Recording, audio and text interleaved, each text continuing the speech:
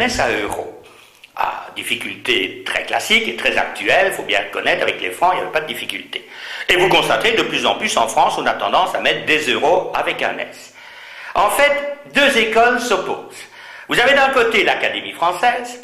Alors l'Académie française, quand elle définit un mot, si elle ne dit rien, il s'accorde normalement. Par exemple, debout, l'Académie française vous dira que c'est toujours invariable. Bon, chacun, l'Académie française vous dira que c'est toujours au singulier. Si elle dit rien, on met le pluriel normal. Par exemple, franc, l'Académie française dit non masculin, ce qui veut dire automatiquement que 2 francs, il faut un S à franc. Quand vous regardez la définition de euro, l'Académie française ne dit rien. Donc l'Académie française, 20 euros, elle met un S. Très bien, pas de problème, c'est pratique.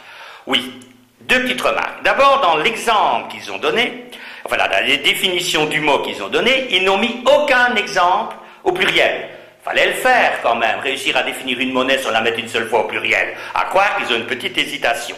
Et pourquoi est-ce qu'ils ont une petite hésitation? À cause de la Commission européenne. Parce que la Commission européenne, elle dit, si vous mettez un S, vous êtes bien gentil, mais vous appliquez la règle de la langue française. Ça va. Mais alors les Italiens, ils appliqueront la règle de la langue italienne. Ils vont dire euri. Les Grecs, ils vont appliquer la règle de la langue grecque, ils vont mettre eura.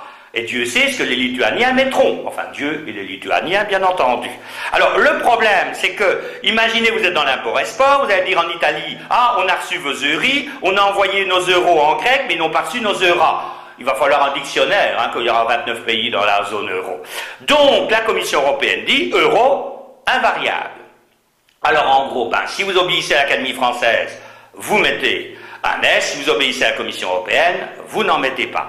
Petite remarque quand même à messieurs les académiciens, franchement, quand un gosse, dans un devoir, met 20 hommes et qu'il oublie un S, on lui dit que c'est une faute. À votre gosse, il oublie un S à 20 hommes, vous dites que c'est une faute et c'est une faute grave. Bon, d'accord, on met un S à euro, donc le gosse il met 20 euros, on va lui dire c'est une faute. Et c'est pas bien, parce qu'il faut un S au pluriel.